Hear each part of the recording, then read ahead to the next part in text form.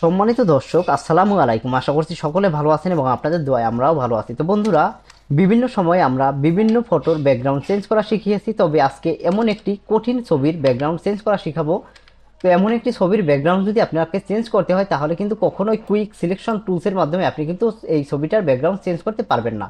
তো আমরা খুব সহজভাবে, কতটা ইজিভাবে এই ছবিটার ব্যাকগ্রাউন্ড চেঞ্জ করতে পারি তা আজকের এই ভিডিওর মাধ্যমে দেখাবো। তো ভিডিওটি ভালো লাগলে অবশ্যই কিন্তু চ্যানেলটি সাবস্ক্রাইব করে পাশে থাকতে হবে এবং নিত্য নতুন সকল প্রকার আইটি রিলেটেড ভিডিও পেতে পাশে থাকা বেল আইকনটি প্রেস করতে হবে। তো বন্ধুরা, চলুন শুরু করা যাক এই ছবিটার ব্যাকগ্রাউন্ড আমরা কিভাবে চেঞ্জ করতে পারি।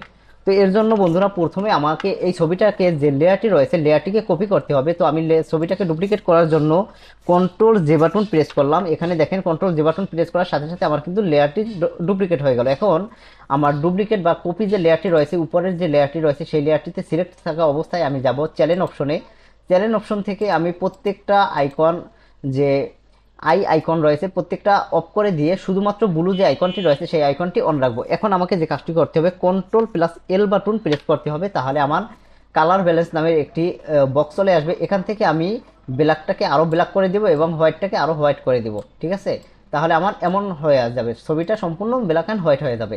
এখন যে আমাকে কাজটি করতে হবে, নিচে একটি অপশন রয়েছে, নিচের যে অপশনটি রয়েছে এখান থেকে আমরা লোড চ্যানেল সিলেকশন অপশনটাই ক্লিক করব। ক্লিক করার সাথে সাথে আমার সম্পূর্ণ যে ফটোসটা রয়েছে সেটি সিলেক্ট হয়ে যাবে। এখন এখান থেকে আমার control shift I button press করে ইনভার্ট করে নিতে হবে। Control shift I button, control alter I button,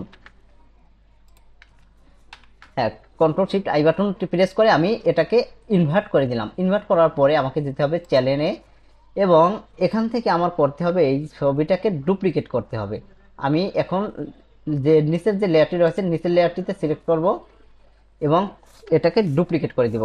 control J button দিয়ে আরেকটি নতুন ডুপ্লিকেট করে নেব। এখন আমাকে যে কাজটি করতে, উপরের যে লেয়ারটি রয়েছে লেয়ারটিকে আমি ডিলিট দিয়ে দিব, শেষ।